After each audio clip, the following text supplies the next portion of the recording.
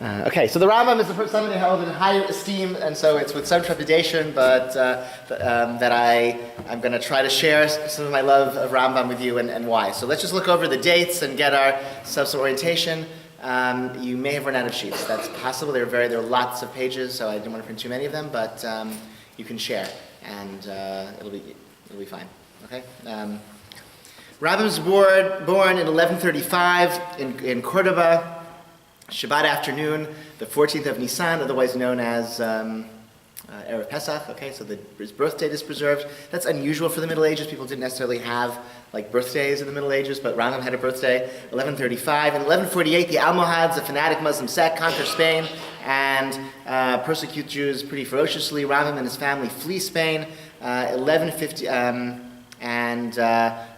there's a period of turbulence where Rambam is traveling from place to place. Eventually, in 1160, Maimonides' family settles in Fez. Fez is in Morocco, which I think was also under the control of the Almohads, but they had moderated a little bit in Fez by 1160. But already in 1158, while he's traveling as a teenager, Rambam begins his commentary on the Mishnah. Right? Where was I? I said like. Where was I? Where was he talking about this? It was right here. 2 weeks ago? No. Why was I? It was Shabbos afternoon. Right. I mentioned that. Right. Thank you for that. Right. All of us here right now, we can all feel, some sense of, lack of accomplishment. That when Rambam, he already wrote the first draft of his commentary of the Mishnah when he was a teenager. 1165, the family flees from Fez. They go to Akko in Eretz Yisrael. They spend 5 months in Eretz Yisrael. Rambam visits Yerushalayim on the 6th of Mar Cheshvan. Doesn't seem to have made much of an impression on him, but he did spend 5 months in Eretz Yisrael. He then leaves and goes to Egypt. He lives briefly in Alexandria, and then he moves to Cairo. By 1165, he's already living in Cairo, in Fostat, which is the Jewish neighborhood of Cairo, which had a massive Jewish community at that time. 1168, he finishes his commentary on the Mishnah. In 1169, his brother, David ben Maimon, dies at sea. His brother was a merchant, and he had supported the entire family. When his brother died, Rambam was left caring for his brother, his nephews and nieces, his brother's children. He also had to find a way to support himself. Rambam was opposed to receiving a salary for teaching Torah, and so he had to practice medicine as a way to earn a livelihood. We have a letter that he wrote after this period of time when he was working as a physician. First of all, we have a letter he wrote maybe 10 years after his brother's death where he writes so poignantly about going through some items at home and coming across a letter that his brother had written or some object that had belonged to him and being overcome by grief. He was really a great love for his brother, and the death of his brother was a tremendous tragedy that really stayed with him. Years after, he wrote about it with tremendous poignancy and grief. And also, he had to work basically full-time as a physician.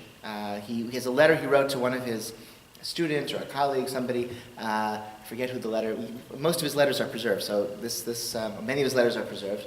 And this letter, he describes his schedule, and basically during the week, he worked full-time as a physician until very late at night. He was physician to the Sultan or some high official, and he would go to Cairo every morning to check on him, and he would come back to Fostat. He had a clinic which was filled. Jews, non-Jews, everyone would sort of fill his clinic, and it would be hour after hour after hour that he would see patients in his clinic. He would tear himself away to eat something and see patients until late at night, and then he would sort of collapse in bed. The only time he taught Torah was on Shabbat. When his clinic was closed, that was his chance to teach Torah in his community. And this was, nonetheless, 1177, he's the head of the Jewish community. He has sort of a position of some authority there. In 1180, he completes the Mishneh Torah, his magnum opus. In 1190, he completes the Guide for the Perplexed, also his magnum opus. He sort of has two conflicting magnum opuses. Yeah, I'm not going to try to. Okay. Let's sort of talk about what each one is. Yes. Oh. Two related questions about this work as a physician. Yeah. One is, did he value the fact that he was not only going to Nefesh, but that he was a particularly brilliant doctor, and how did he treat that relative to historical. So he published books on medicine. So he And in his Mishnah Torah, he's got medicine. So his medical advice, but he published medical works, like actual books on. Right, no, I understand. I guess what I'm asking is, did he feel that you described it as earning a living? Did he feel It was that an honorable basically profession. I had think to- it was an. Yeah, I think he felt that it was an honorable profession. I'm trying to think. There's But like he where. should have been, but he would prefer to have studied Torah all the time. I don't prefer. Just he wasn't, right? I mean, that's the important thing is that he wasn't. He actually he was opposed to, taking salary for teaching Torah. So this was the only choice. His brother was dead, so he had to earn a living. He had to do this. I think he valued it. I don't think you can become that good a physician if you don't take it seriously. And I don't think he published books of medicine. Like we have he wrote about asthma. You can buy Rambam's medical writings. I think it's mostly interesting for like historical purposes or for Rambam fans, but you can buy Hebrew editions of his medical writings. It's like a 4-volume set or something. Yeah, I've seen it for sale. It's a good present for your Jewish doctor friends. Get them Rambam's The medical. other half of the question is, Yeah. I've heard it claimed by a not totally unreliable source that for much of his life he was not able to observe Shabbat because he was. So the period of time when he was living, between 1148 when the Almohads came to power, and I don't think that they didn't leave until 1160. So there's a lot of we don't really know what was going on in those years. The Muslims claim that he converted to Islam and was outwardly practicing Islam.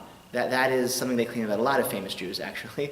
There's no reason necessarily to believe it's true about the Rambam, but that was a claim that the Muslims make about him. That's not what I'm doing. But I know, but yes, it is, because if he outwardly was practicing Islam, then he would not be able to observe Shabbat, right? Yes, but what I'm talking about is something that he wrote himself. This is from Dan Weiss. He wrote himself that he traveled every day, including Shabbat, No, take care of the... No, he said not Shabbat. I looked at the letter. The letter is, okay, so that was not accurate. Okay. I believe, unless I'm misreading it or it's referring to something else. No, when he was a physician, no. The murky period is when he was in Fez as a child and what was possible, how outwardly one could practice Judaism in those years. In terms of as a physician, you can see I read it, that letter, it's printed in the Encyclopedia Judaica article on the Rambam, and my recollection is he says Shabbat is the day he doesn't go to visit the cell that he stayed, that he was able to say. Okay. Excuse me. You said the only evidence that he had converted to Islam would be the claim of Muslims.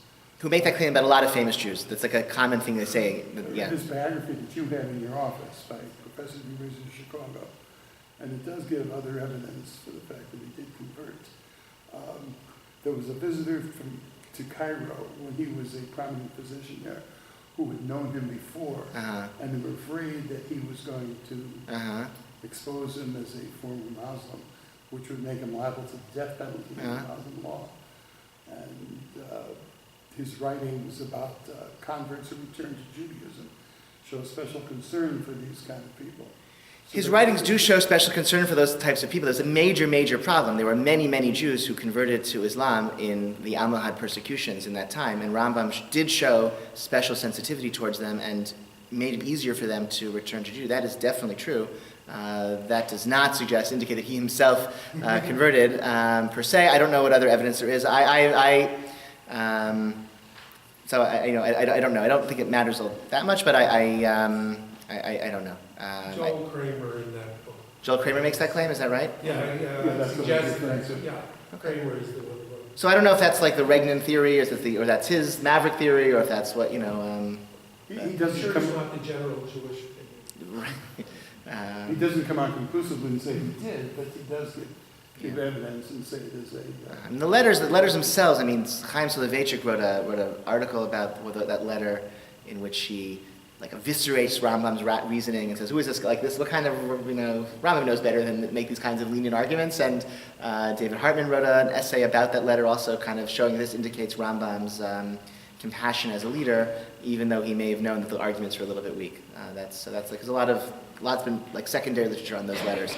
The Mishnah Torah, his magnum opus, is the only thing he wrote in Hebrew. It's a Mishnah Torah, the recapitulation of the oral Torah. Right? In the introduction, he says the purpose of this book is to be the replacement for the Talmud. I'm going to, codify all the legal and philosophical and historical even material that's in the oral Torah, that's in the Talmud. So all you need is a Tanakh and this book that I just wrote. And that's all you need, and that way you can know what to do, and we can all know what to do without having to learn a lot of Talmud, which is very hard and takes a lot of years. It's very hard to learn Talmud for practical guidance, so you just learn Mishnah Torah instead. And that was the goal of his book.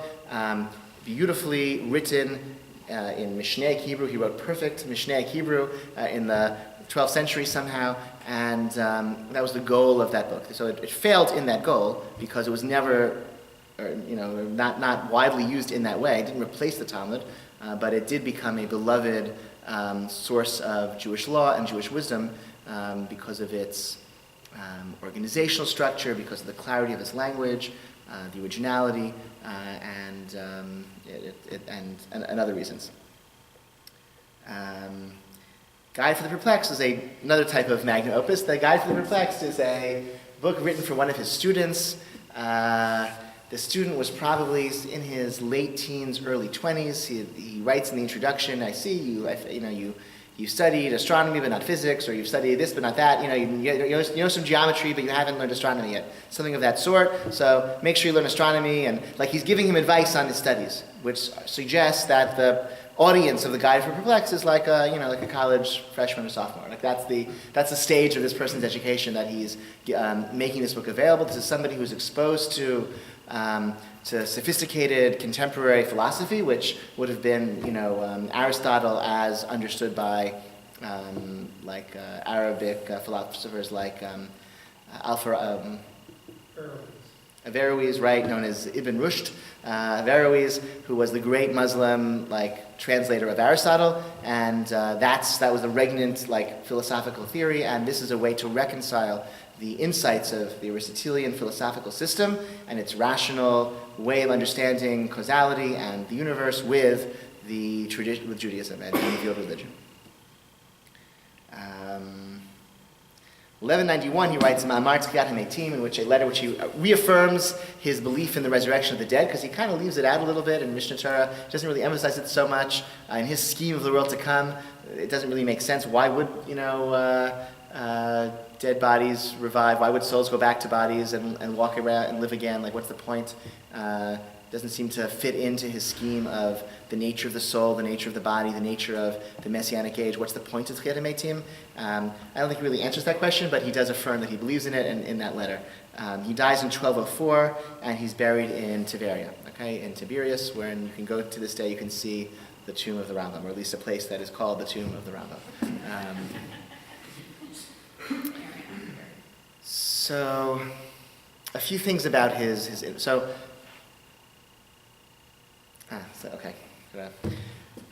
I said that he failed in his attempt to have Mishnah Torah replace the Talmud. That never happened. That didn't happen. And I've also said in other contexts, right, the vision of Jewish law that he is carving into stone in Mishnah Torah. Here it is. I've distilled everything, all the debates, all the discussions. It's all organized into 14 books, each one organized into sections, thematically, starting from first principles and going to general principles and then to particular details, organized beautifully. Right? That vision of Jewish law that can be codified in such a systematic and coherent and beautiful way, as he's, 1180, as he's finishing this masterpiece, 1,000 miles away in France, that whole vision of Jewish law was being exploded by the Tosafists, right? Who were using dialectic reasoning and were saying, you think it's so simple, you think it's so settled, you think everything is so, no, actually the possibilities of what Jewish law could say are so much more and vast, and things are in tension. Not everything is straightforward and simple. Talmudic texts disagree with each other, and we can read them in conflict with each other, and some synthesis will emerge that's different from either of the two primary sources. Right? Rambam, he is still operating with the Gaonic prior paradigm, that there are, yes, of course, Talmudic passages contradict each other, you can't ignore that, but one of them is right, one of them is the dominant sugya that determines the law on that topic, and that's how the law is established. And the Tosafists, their method was dialectic. It says this here, it says this there. and let's kind of read them together in dialogue with each other, and there'll be a third possibility which will be different from either two, and that is what halakha will be. That's how we'll practice. And that's the dialectic revolution in Talmud study that the Tosef has introduced, and it kind of renders Rambam kind of like obsolete the moment it was printed, in terms of like the attempt to be the final word in Jewish law. Did the Josephus affect Sephardic thinking as much as Ashkenazi? Was there a permanent... Yes, yes, they did, because the next generation, you have that dialectical method of Talmud study is imported into Spain by the Ramban and the Rashba, the Ramban, the Ritva are in Spain, Christian Spain, but they're in Spain nonetheless, and it's the Cantus Sfardim, and they studied Tosafis and brought their methods into that world. Yes. Although Rambam is over, in terms of like actually Sephardic halakha is more heavily Rambam influenced, but in terms of the nature of halakha, the nature of Talmudic scholarship, the Tosafist revolution conquered Spain with the Ramban and the Ritva and the Rashba and those folks. Nonetheless, the Mishnah Torah is still a cherished book. So what is the appeal? So a few things. So I have some selections from Jay Harris. So maybe we like Rambam because he was Jewish, and he was doctor to the Sultan, and this is golden age where everyone, like Jews and Muslims and Christians, live together, and that's so nice. So he says, those who thirst for convivencia today will need to turn away from romantic images of a bygone day and look to the possibilities of our own cultural moment, a claim that I realize is sufficient to drive one back to the 12th century for inspiration, even as that century was scarcely devoid of violent religious contest and persecution. Okay, so that maybe is part of the appeal of these characters like the Rambam, but that we should try to turn away from that. He also writes further, this I think is a very interesting idea to ponder. The importance of Maimonides to an academically recognized discipline is part of the story. After all, no contemporary history of Christian biblical exegesis could be written without attention to Rashi. But there is no biblical exegesis department in Western universities, even as such exegesis may well be studied there. Thus, for Jews seeking some historical connection to Western culture, Maimonides emerges as the far more heroic figure. That Western Jews often evaluate elements of their tradition in terms of their importance to other traditions is one of the many resemblances between Jews and other more formally colonized peoples. Okay? Maimonides is studied in university philosophy departments. Every university worth its name has a philosophy department. Maimonides is there in the curriculum, so we embrace him as our guy who made it into the big leagues, right? He's like, okay. But there's more, that's not it, okay? That's not it at all. But I think that's a piece of it which is sort of interesting. On page 2, I have, a lengthy selection. I just love, this is Professor Chaim Soloveitchik. I'll tell you, so, Mishnah Torah. Rambam doesn't tell his sources in Mishnah Torah. He doesn't provide sources. He just sort of, this is the law, again, laid out beautiful language, clear language, without saying where he got it from, without saying which Talmudic passage he got it from. This gave rise then to a commentarial literature of how did Rambam derive the halakha in this particular point? Where did he get it? What's his Talmudic source? And sometimes it's not so simple, because maybe there is no Talmudic source, or it's not obvious which Talmudic source he adopts, or how is he reading the Talmud to reach this novel interpretation, and maybe he's contradicting himself elsewhere. And so this gives rise to the commentary, right? You were just looking in the other room, right? Bob, that Mishnah Torah with commentary. That's what Mishnah Torah commentary is about. It's about what did Rambam mean, why did he say it, and that this reaches its apotheosis with Reb Chaim Soloveitchik of Brisk, who his own revolution in Talmudic the conceptual method of Talmud study and Brisker Lumdis is also, it's all rooted. He chose the Rambam to be his touchstone, his jumping off point, right? Because here's a curious contradiction in Rambam. Why? Let's explain that, right? Here, here's Rambam he says the halakha is like this, but how does he read the Talmud to get to that point? And then that is, for Chaim Soloveitchik, that's grist for the mill, and then his whole, conceptual lumdus way of learning Talmud then kind of springs forth around these curiosities in Rambam. He could have didn't really need the Rambam for that method. You could do that method without using Rambam, but because Rambam is so It's so tightly edited. It's so well crafted. You have the sense that he's not sloppy. So the sense is, if there's something curious here, like let's figure it out. Okay, if he doesn't tell his sources, so let's try to unpack what he means. So Chaim Soloveitchik of Brisk's great grandson, Professor Chaim Soloveitchik of New York, wrote in this essay about the artistry in Mishnah Torah, and he compares it to the Shulchan Aruch. He writes, I'll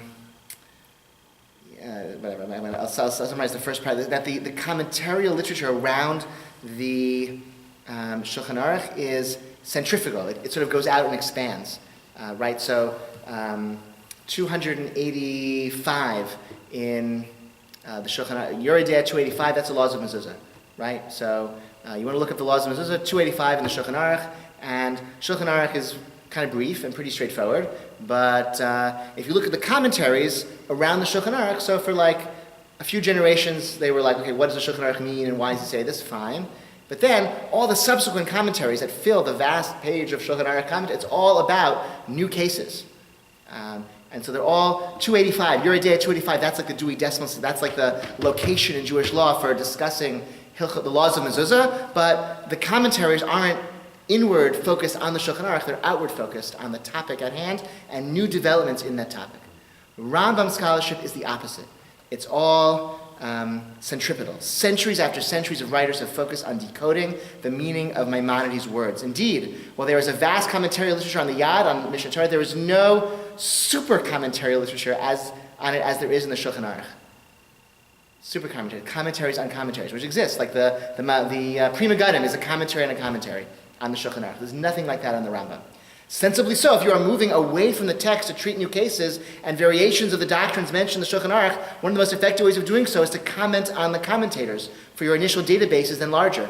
One does not begin with the 3 cases found in the Shulchan Aruch, but with the 6 or 7 ones discussed in the Shach and Begein Avraham, and so that's what there's super commentaries on Shulchan Aruch. But Rambam is different. The Shulchan Aruch is a great work, especially its functional classification. Indeed, in ease of use, it far exceeds that of Maimonides' code, but it is not a work of art. It is a pastiche, a great pastiche, if you will, but a pastiche nonetheless. You can gloss it, tear the fabric of its prose with no sense of violation or even of diminution. You can equally transform it, Ashkenaze it, as did so successfully Moshe Israelis. You can no more Ashkenaze Mishnah Torah than you can Americanize the brothers Karamazov or Russify Huckleberry Finn. For a work of art is the product of an innate development, okay? And he goes on, my favorite, okay?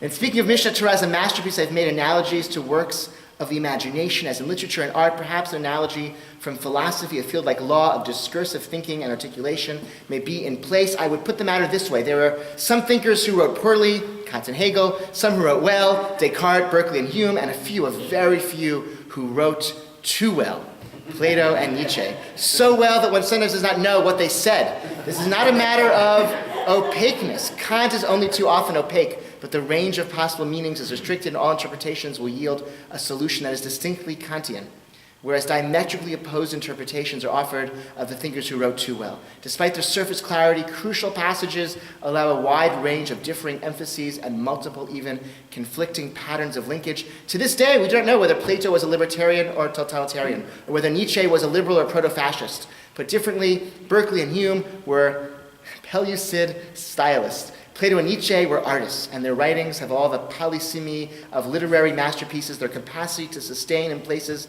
the most contrary interpretations. I suggest that Maimonides be added to the small band of thinkers who wrote too well. Not just the Maimonides of the Guide to the Perplexed, a book openly written as a riddle wrapped in enigma, but equally the Maimonides of the Mishneh Torah, a work of crystalline clarity and protean ambiguity. Okay? So let's say some more features of Maimonidean thought, okay? Let's say a few more things. Rationalism, okay? Maimonides is associated with rationalism. What does that mean? A few things. It means Rambam asserts the incorporality of God. God has no body.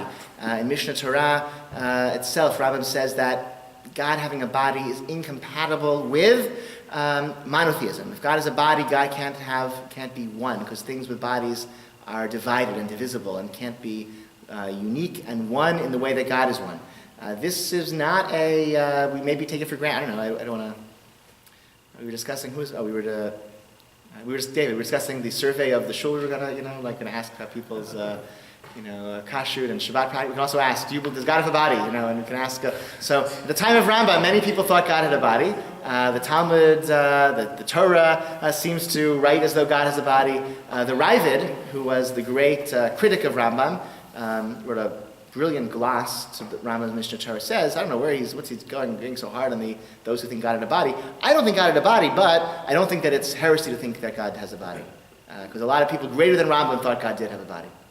That's what Rabbi says. So it's like a second order disagreement. I'm not saying God has a body, but I don't think this should be a fundamental of faith. Rambam felt it was logically impossible for God to have a body and also to be perfect and one and unique, etc.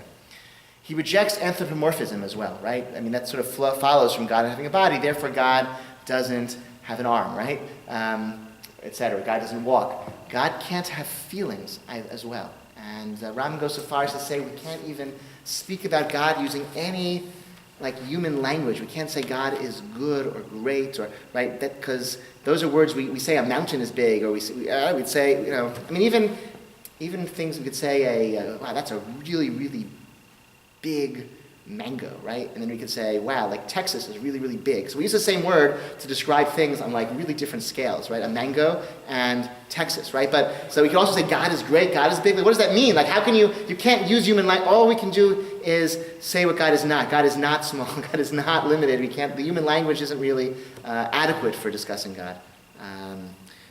Which is also, I think, an extension of the anthropomorphism, and because of God's perfection, that means God can't be lacking anything. He doesn't need our mitzvah, doesn't need our prayers, can't be changed by our prayers or by our mitzvah, because if you're influenced by something, then that indicates a lack of perfection prior to being influenced by it. You're right, something perfect can't be influenced or shifted or moved.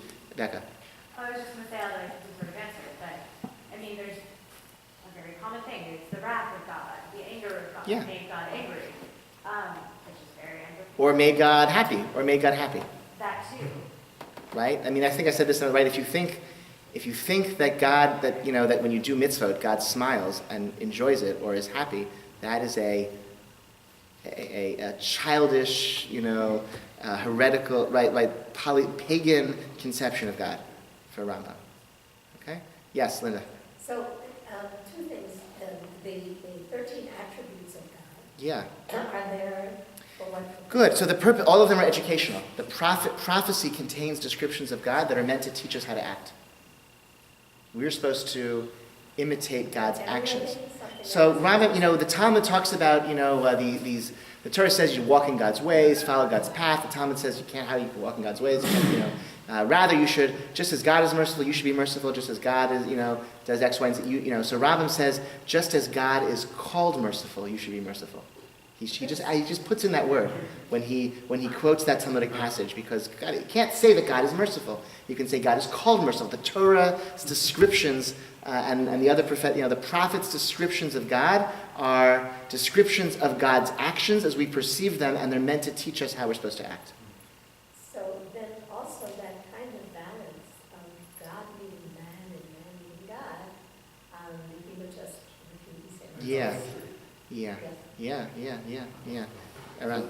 To that extent, assuming that according to the Rambam, God doesn't have feelings, he doesn't really need us. Mm-hmm. What is the goal of religion according to the Rambam? Because at least by the time of the Rambam, a lot of people saw the religion as a way to communicate with God, to influence God, to get something in return. So we'll see what we get around to. But the goal of mitzvot is to educate us to know the truth, to educate us against falsehood, to help us build a stable and just society, which gives us the framework in which to study physics and metaphysics and contemplate truth and contemplate God. And but not God doesn't have any need for it. Our motivation is the ennobling and goodness that comes from that kind of life. But it's not a need of God's. It's our own benefit. Huh? My impression that scholarship suggests that this approach has a relationship to Aristotelian thinking and also to Islamic thinking of the same. Yeah, absolutely. No, yeah, I mean that because I think it comes from a certain kind of rational like conception of what right. Again, like it's everything is. Right, if God has no body and is unique in one and is perfect, then what could a perfect being? This is the logical consequence. Exactly. Everything. It's all logically explained. He's not making up these. I mean, I wouldn't say that I wouldn't phrase it as he's sort of was copying. I mean, he found Aristotle and the Islamic interpreters of Aristotle to be really compelling. He found that logically, like this follows, and this kind of systematic theology yes. that ends up being called in Christian thought is Aquinas, yeah, who comes yeah. from Averroes. Yeah. Aquinas is the same. yes. Averroes, Maimonides, and Aquinas. They're sort of like they're the ones who. They take Aristotle and translate him into a monotheistic, biblical, religious form. Yeah. As Becca was saying, that the anger of God is ubiquitous in the Pshat of the Torah. I mean, much more than any other. How did Rambam think about that? What do we? So this is what the Guide for the Perplexed is about, like precisely like explaining these metaphors, explaining this language. What does it mean? What's it for? I don't know if the anger is more than it's about. It's a metaphor. It's linked to it's a necessary belief. It's to fool ignorant people that they should do the right thing, but it's not actually true. The Torah says God walks in the garden, right? I mean, I think we all this right when the Torah God smelled the smell, and God walked in the garden. Do you think God walked? I don't know whether so. No, but I think the anger is far.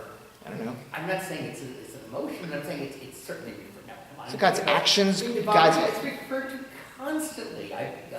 and also God's love, and also a lot of things are referred to God. Much less. I don't know. I'm not sure. Verses, but I think it's less. I don't know. To me, this is like the sometimes it's like a biblical Rorschach test. Like which anthropomorphic description of God is most challenging to an Maimonidean philosophical perspective? God's anger or God's love? I just like personally, I'll just say I had a very impactful conversation when I was some years ago with a classmate of mine who just we're talking about prayer and and I think he said to me, at some point in my life, I realized it was more important to cultivate a kind of really intense, meaningful prayer life than it was to have that prayer life be philosophically sound, fully, right? And that he was sort of helping, he was encouraging me to get over like this Maimonidean and what's prayer about? Prayer is, how does prophecy, what's prophecy mean? Prophecy is not God chooses to talk to Bob and give him a message. Prophecy is if you refine your character sufficiently, and any human being can do this, Jew or non-Jew, whatever, if you perfect your character and you perfect your intellect, then you will tune in to prophecy. Prophecy is just like messages of truth that are coming from God. This is the Maimonidean perspective. This is the rational, For prophecy. It's like a radio signal. And you just turn your body into a tuner that can pick it up.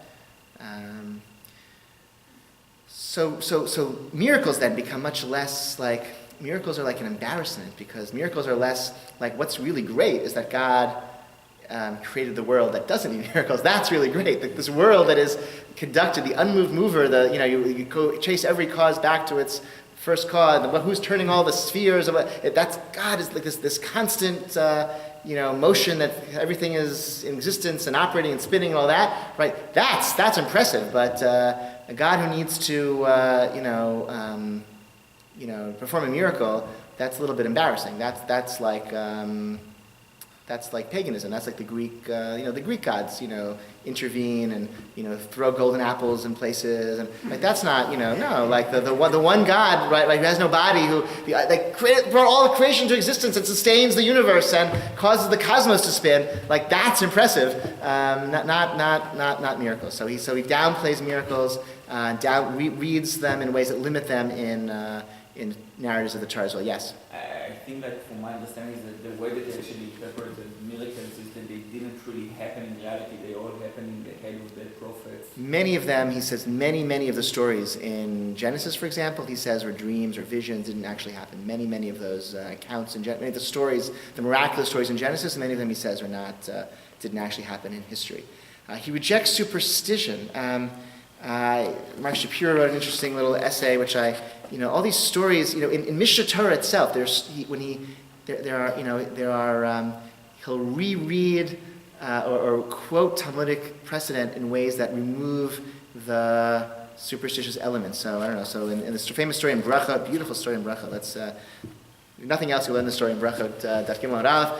This is on page 4. Tanya Rabbi Yossi. Rabbi Yossi says, Hamachat. I was traveling, went to one of the ruins of Jerusalem. I went to pray. Eliyahu found me there. And he waited, sort of standing there by the entranceway, sort of watching over me, until I finished davening. Rabbi. He said, okay, hello. Rabbi. So I said, okay, likewise, I said, shalom. Why'd you go into this ruin? To pray. You should have prayed while you were walking, while you were traveling. I thought it'd be interrupted, I'd have to, passers-by would talk to me, it'd be very hard. You should have said a shortened version of that. You should have said a abridged tefillah. Okay.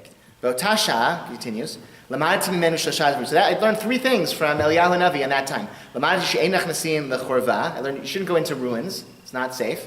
I learned that you're allowed to pray while you're traveling. Riding on a horse, sitting on a bus, walking. You can daven while you're walking if you have to. That when you're traveling, you can pray a shortened version of the prayer. This is probably this is assumed to be what we call Tfilat Havinenu, which maybe you can find a few Siddurim that print. It's like an abridged version of the Amidah that you say in times of duress. It takes the middle brachot and replaces them with one bracha. It's called Tfilat Havinenu. I think the Rina Yisrael prints it. I've never seen it in any other Siddur, but it exists, okay? What? Beardenbow. Oh, good for him. Okay, good. All right. So, what does Rambam say?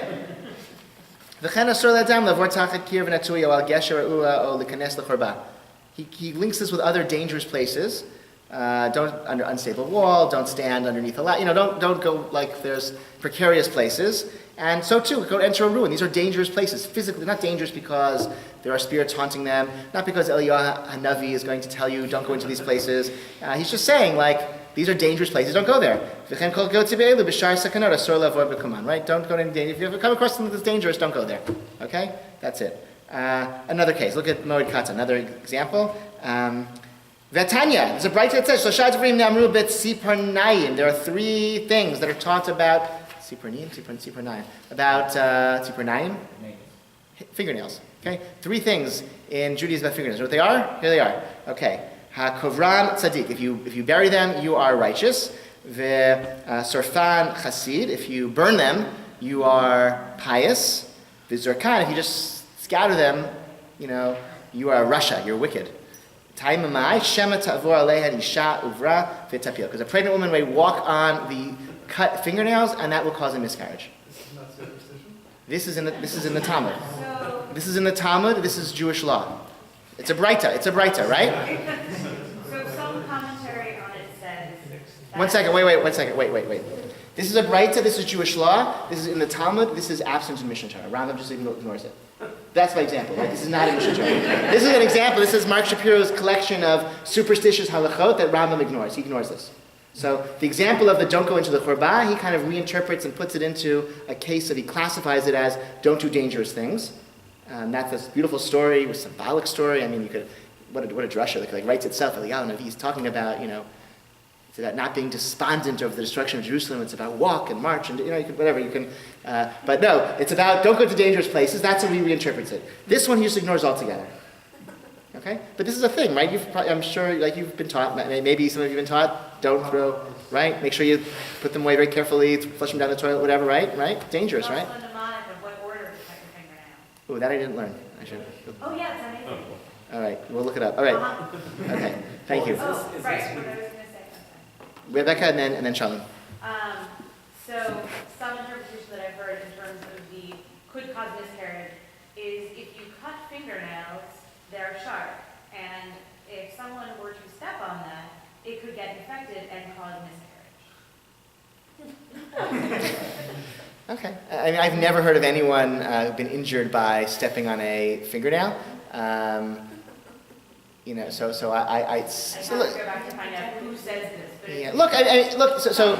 You could give a rational explanation for. I think the superstition. I think the danger was somehow demonic, or it was something that was not that rational. And Rambam felt comfortable ignoring it. To me, this is so like his law code was systematic, his philosophy and his halakha, and it was everything fit together into a coherent system. And so he felt comfortable just ignoring Talmudic precedent that he felt was inconsistent with rational religion. Do you call this halacha, this thing with the fingernails? I mean, it's in the Shulchan Aruch. I mean, people do it. I mean, it's not just. It's a breita, right? It's a breita. It's right. A lot of breitas are like das Torah or something, not halacha. Really. So Rambam says that there are places where Rambam will say, you know, this is good advice. He just ignores this. He ignores this. So Okay. Another example. Look at the next example. Minhag is here. Minhag pashut shekorvim al mezuzah b'mechutz keneged harevach shebein parsha leparsha shadai ve'ein bazeh hefsed lefi shehu mibechutz. Right, you put shindal yud on the outside of the mezuzah, so when it's rolled up, it says it on right. It's a big shin on the outside. No big deal. It's on the outside. Vav elu shekorvim mifnim shemot hamalachim. They put angelic names on the inside of the mezuzah scroll, which everyone does, by the way. Every mezuzah will have this. So, okay. Oh, shemot kadoshim, or names of God. You write it in the mezuzah. A pasuk, a chotzmot, all sorts of formulations and verses. You're like somebody who has no portion in the world to come. This is all of our mezuzot, by the way, but okay. She'elu hatipshim, these foolish people who do this. Lo dai lehem shebatlu hamitzvah. Not only are they negating the mitzvah by apostling the mezuzahs, by writing these extra stuff on them, Ela shasu mitzvah gedola she yichud Hashem shel Kadosh Baruch Hu v'avato v'avodato ki'ilu hu k'miyah shel haniyat atzman. They're turning a mitzvah of being reminded and acknowledging the unity and the holiness and the love of God, they're turning it into an amulet to protect you. They're cheapening the mitzvah. This is going to bring them good fortune. That's going to bring them good luck. They think they're turning the mezuzah. Again, it's about cultivating, refining our intellect, refining our characters, refining our souls to understand and remember the unity of God and cultivate the love of God, and they turn it into so that now it's good luck. I write these names on, I'll put it on my door, it'll bring me money and fortune and good luck. Right? They lose the mitzvah because they're apostling it, and they're cheapening the mitzvah. Okay.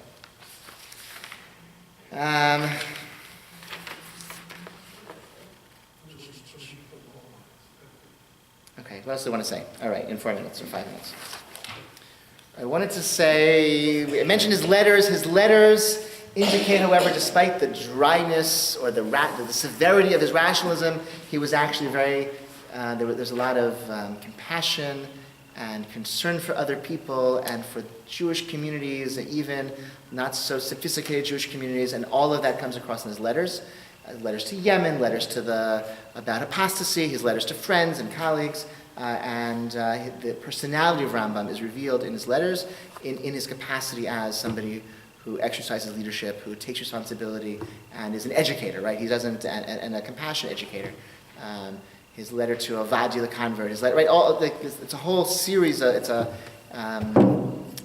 don't have letters like this for many other medieval Jews, but the fact we have it for Rambam allows us to fill in our understanding of his personality and who he was. Another thing that's appreciated about Rambam, this, again, the poetry, I wrote here, poetry and passion for religious life, so they want to give you an example of that. What did I bring it here? Yeah, let's look at page, page 7 8, really nice thing about the rationales for the mitzvot. We're not going to skip that for now because I've talked about it at other occasions. You can read what it says and think about it. But just look, this is how he ends the bottom of page 8. This is the end of the first book of Mishnah Torah, the first of the 14 books. Devar yerdua v'aror she'ein ahavat HaKadosh Baruch Hu niksheret b'libo shel adam ad shishgeba tamid k'ra'ui. Right, the love of God can't be really inculcated, can't be bound up in a person's heart until that individual thinks about it constantly, and just abandons all other thoughts other than the love of God. As God says that you should love with all of your hearts, with all of your soul. You can't love God other than by knowing God, the capacity that you know God, that's you can love God. The alpi hadeya tiyava. And the knowledge will indicate the degree of love. If you know God a little bit, then your love is going to be small. If you know a lot, comprehend a lot, then you love more. Therefore,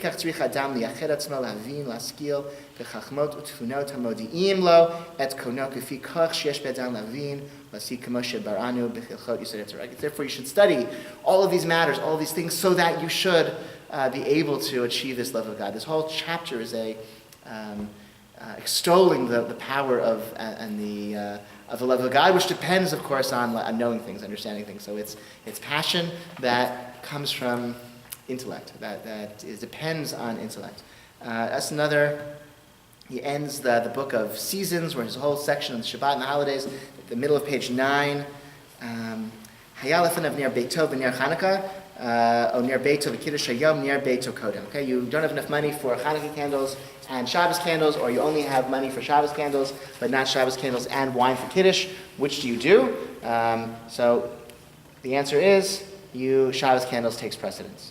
Okay, that's what you do first. Why? Because Shabbos candles, having light in the home, are associated with a peaceful interaction between husband and wife at home around their Shabbos table, and so that light is, either because they don't trip and fall and hurt themselves, or because there's light, they're able to talk to each other because there's light in the home, whatever it may be, and therefore it's about peace. And he says, Gadol HaShalom, great is peace, shekol Torah nitna lasot shalom ba'olam, because the entire Torah is only for the purpose of creating peace in the world. Shne'amar, drachei drachei noah b'chol nezivotei shalom, because its ways are ways of pleasantness, and all her paths are peace. The Torah is about peace, that the Torah is given into the world to create peace and harmony, and therefore we see how that, shifts the balance towards Shabbos candles away from Kiddush or Hanukkah candles. This is how he ends his discussion of Hanukkah. This is, which is of course the story of a civil war. This is how he ends his entire section of Sefer Zmanim, and every one of the 14 books, as I said to somebody recently, right, every one of the 14 books ends with some beautiful, powerful, poetic meditation on some elements of Jewish life. So you can, if you want to, a project for Shavuot night, just go through each of the 14 books, read the last halakha or the last parak, and you will not be disappointed. So, I want to end on something. Okay, here's where I end. So the last five pages. This is the end of Moreh Nevuchim, which is we're not going to read it inside, because even if we did, we wouldn't understand it. But here's what I think it says, or part of what it says, and I'm trying to figure out more about what it says. He discusses possible, and this is a text that I am thinking about a lot these weeks. What are possible goals of human life? Maybe it's acquiring wealth and power. That can't be about acquiring wealth and getting things, because that's external to you, and the goal of human life can't be external to you. So maybe it's about physical fitness and being in good shape. It can't be that, because that's also sort of transient, and the goal of life can't be something so transient and contingent. So maybe it's about ethics. So he says, no, it's not ethics, because ethics are all about how you behave with other people, and the goal of your life should be centered to you, not dependent on other people and your interaction with them. So then he says, no, actually, the goal of life is knowledge of God, this intellectual contemplation of God, which is what allows you to, again, your soul to cleave to God and to live when the body dies. It's about that intellectual attainment. And that's the goal of life. And he then says that very powerful passage in Jeremiah proves that, which I'm going to find. Right, he says, "Thus saith the Lord, let not the wise man glory in his wisdom, neither let the mighty man glory in his might. Let not the rich man glory in his riches, but let him that glorieth glory in this, that he understands and knows me." Right, it's Komar Hashem, Al Yitalel Chacham b'Chachmato, Al Yitalel Gagibor b'Gvurato, Al Yitalel Ashir b'Ashro, Ki Im B'Zot Yitalel Mitalel Haskel V'Yodea ot. Okay, so far so good. This is, the intellectual perfection as the goal of human life. Jeremiah even says it. But then he says that once you do this, once you've then understood that, once you've reached that level, you then automatically, instantly then translate that into imitating God's actions, and particularly the 13 characters of mercy, and you sort of imitate God's benevolence and mercy, and you too become a force of benevolence and mercy and compassion in the world. And that also is what Jeremiah says, because Jeremiah doesn't stop there and says, the one who knows me, because he goes on to say that